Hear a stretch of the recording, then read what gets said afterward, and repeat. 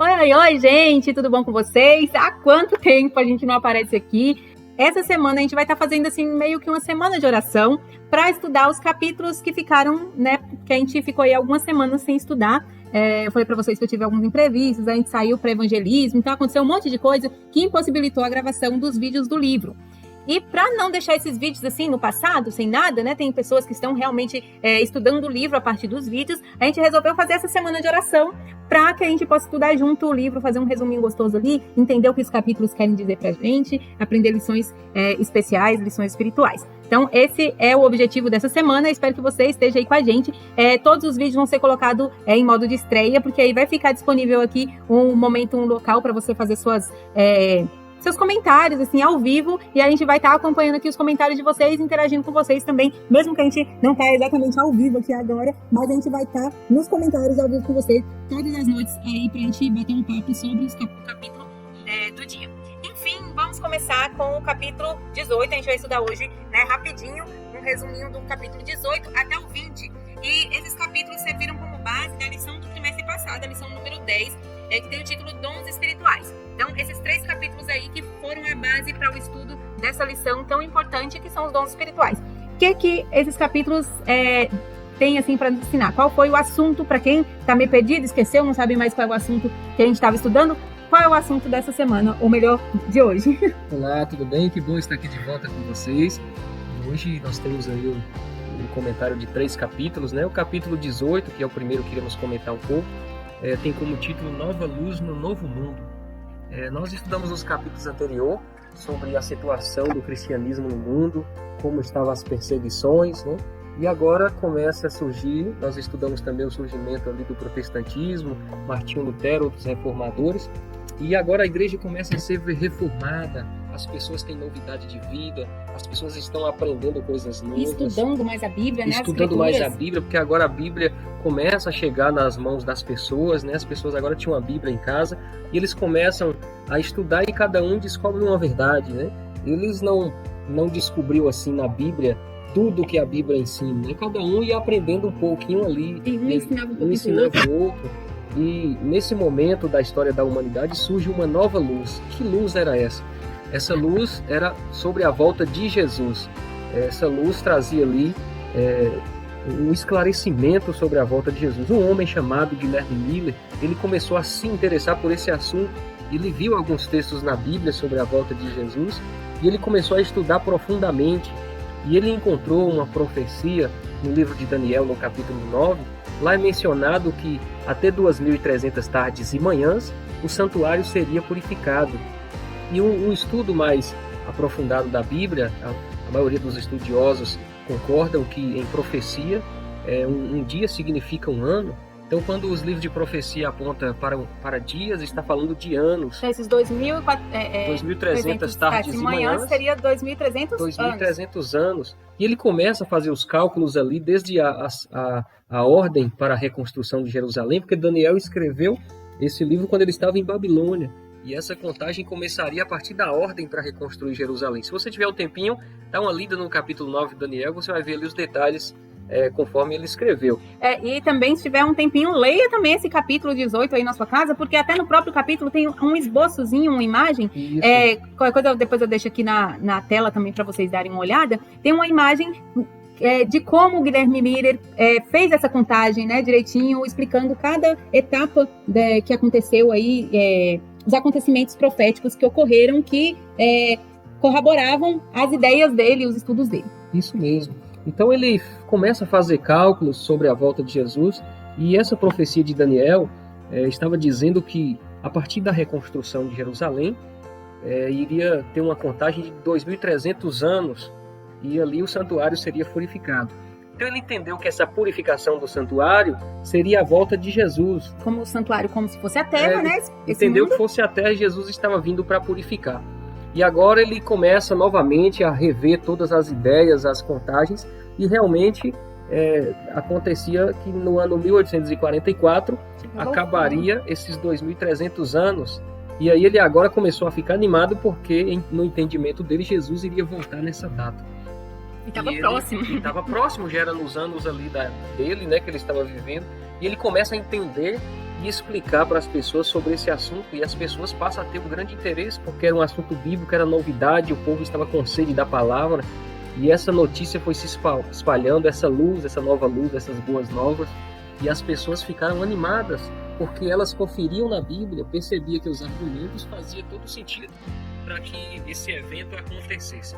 E esse período foi passando, e ele foi pregando, estava já próximo do ano 1844, e eles ainda foram mais enfáticos, né, ao marcar uma data, 22 de outubro de 1844, seria a data exata ao qual eles marcaram para a volta de Jesus.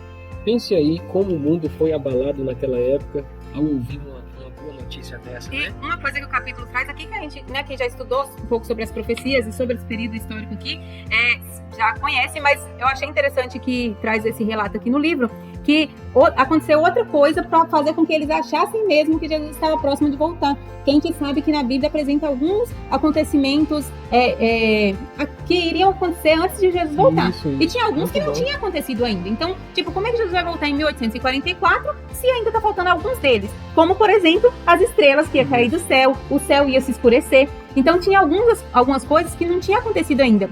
Só que ele já estava pregando e tudo mais. E no ano de 1833, ou seja, um ano antes ou melhor, alguns anos antes, né? 11 anos antes. 11 anos antes de que essa profecia que ele estava fazendo os cálculos ali de Jesus voltar, antes disso, no ano de 1833, houve o que ficou conhecido como a chuva de estrelas, que foi uma chuva de meteoros, né, que foi visto aí por praticamente todo mundo, né, boa parte do mundo conseguiu visualizar essa chuva de meteoros como nunca tinha sido vista antes, né, acontecer. E aí isso fez com que eles tivessem ainda mais certeza de que Jesus estava próximo de voltar, porque as profecias, tipo assim, na visão deles, as últimas profecias que faltavam estavam se cumprindo.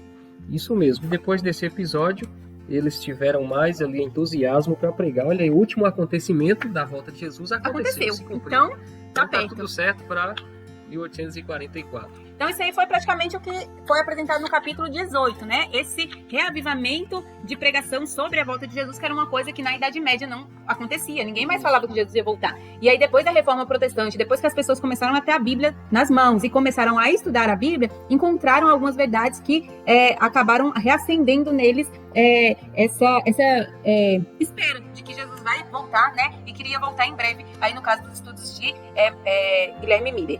E aí a gente chega no capítulo 19, que tem o título O Grande Desapontamento. O título meio que já fala um pouco. Por que eles estavam esperando? Já bate uma tristeza. Já assim, dá um spoiler, né? O título tem um spoiler terrível. Por quê? Porque eles estão pregando sobre a volta de Jesus, que Jesus vai voltar em 1844. E aí o capítulo já começa falando que houve um grande desapontamento. Muito bem. Então eles se prepararam, pregaram.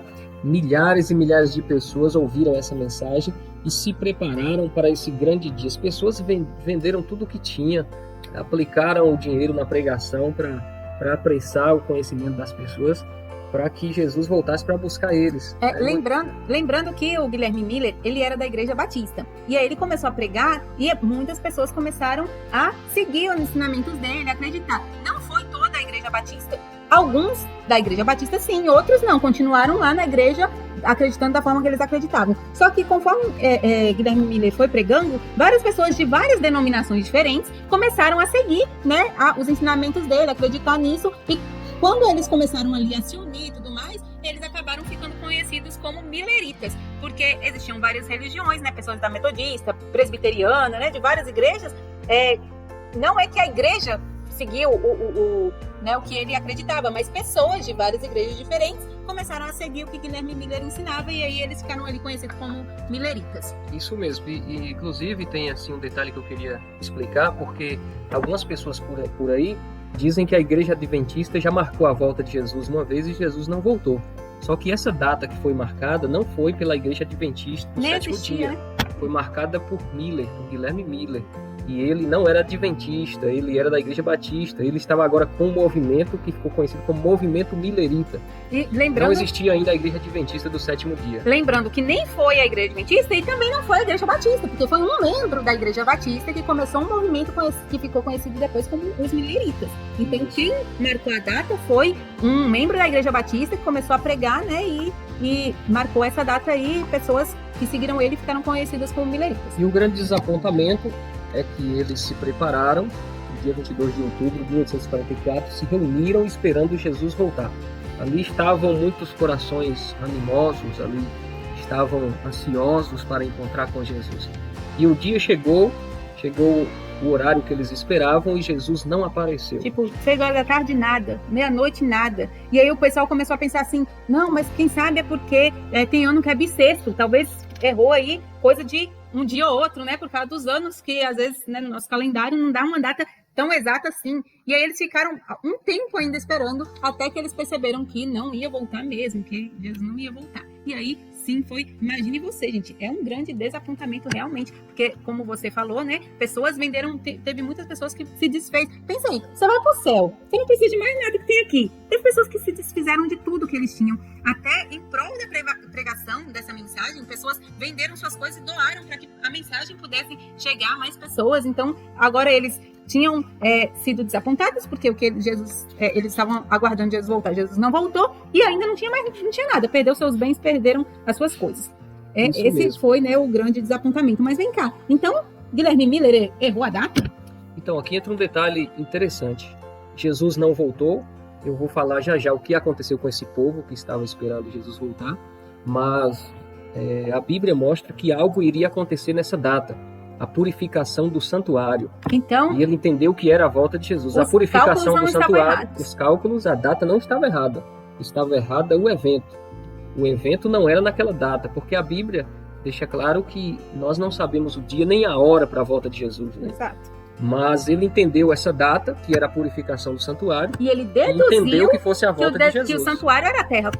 A data, as profecias, tudo isso são bíblicas. Estavam lá e estavam corretas. Agora, o que não estava lá era que o santuário seria a terra. Isso aí foi uma dedução dele. Isso. Então, foi aí que eles perceberam que o evento que estava errado.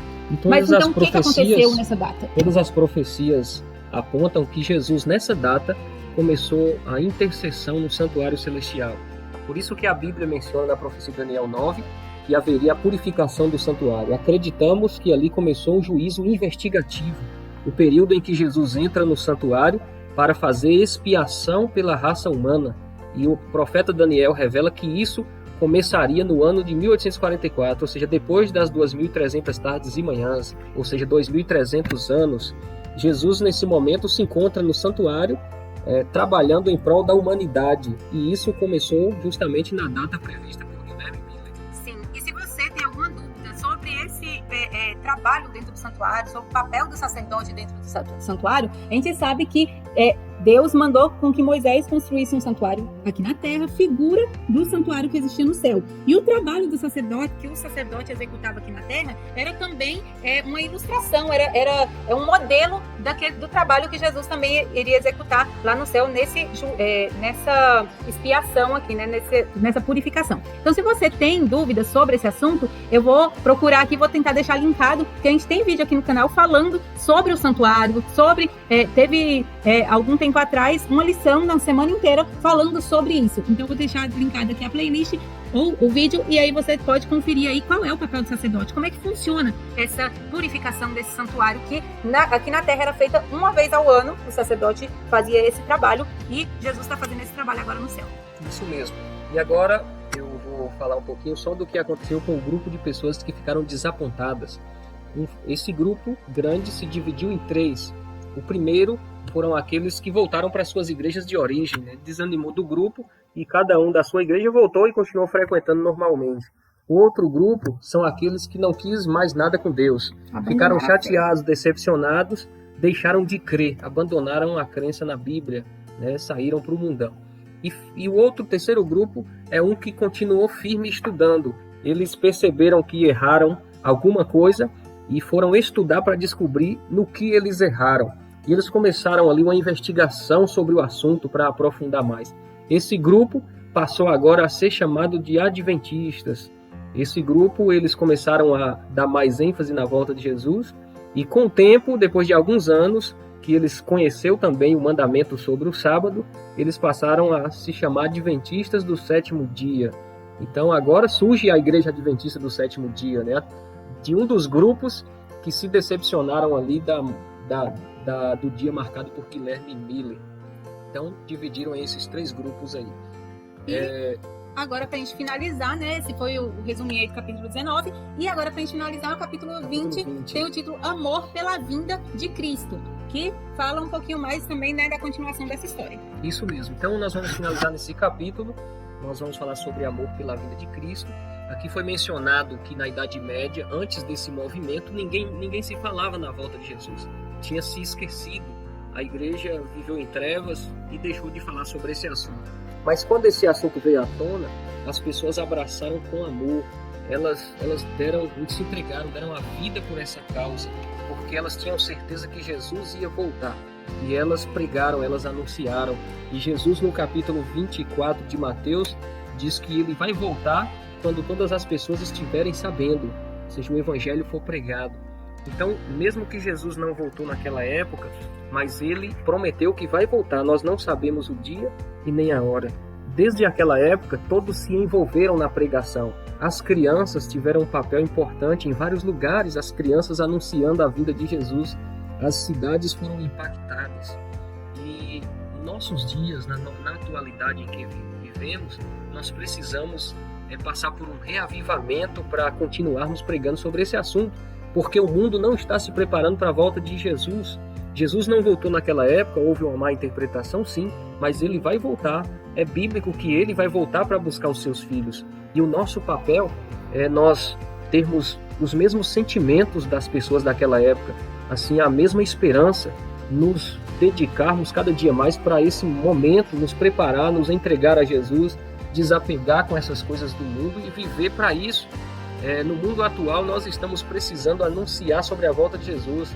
As crianças precisam abraçar a causa, os adultos, os jovens, os adolescentes, os idosos, todos precisam entender que estamos no momento de pregar. E assim que essa pregação alcançar todas as pessoas, a Bíblia diz que virá o fim e é Jesus voltando para nos buscar. Amém. Que Deus nos capacite, que nós tenhamos essa esperança, assim como aqueles primeiros adventistas, primeiros mileritas ali tiveram, nós também possamos ter esse fogo ardendo em nosso coração, essa esperança, essa alegria de reencontrar Jesus. Que Deus nos use para essa missão na nossa atualidade. Amém. É isso aí, gente. Esse foi o estudo, né, de hoje. Amanhã tem mais, a gente vai aí estudar todos os capítulos que ficaram para trás. Mas antes de encerrar, eu só queria lembrar você que se você ainda não é inscrito no canal, para não perder mais tempo, se inscrever, ativa o sininho para você receber todas as notificações. Deixa seu like aqui no vídeo também, porque isso ajuda muito a nossa visibilidade aqui na plataforma do YouTube. Deixa seu comentário, fala o que você está achando, se você sentiu falta dos vídeos aqui do livro, se você vai acompanhar a gente aqui, né, durante essa semana e continuar aí a todo o livro. E também compartilha esse vídeo com seus amigos, que aí as pessoas vão ter aí acesso à palavra de Deus através dos vídeos aqui do Lição Ilustrada também. Isso aí. É isso aí, vamos orar? Oremos. Querido Pai, obrigado pelo estudo da Tua Palavra. E aqui nós temos um grande exemplo do passado, que são os primeiros adventistas ali, que pregaram sobre a Tua vinda e continua esse movimento nos nossos dias. Que nós possamos também ter essa certeza, esse desejo, essa esperança na Tua volta. Possamos ser reavivados para esse ensino e que a Tua mensagem seja pregada em todo o mundo, para que o Senhor em breve volte para nos buscar. Muito obrigado por tudo, continue nos ajudando a entender cada vez mais a Tua vontade. É o que eu te peço em nome de Jesus. Amém. É isso aí, gente. Até amanhã e tchau. Tchau, tchau. Até amanhã.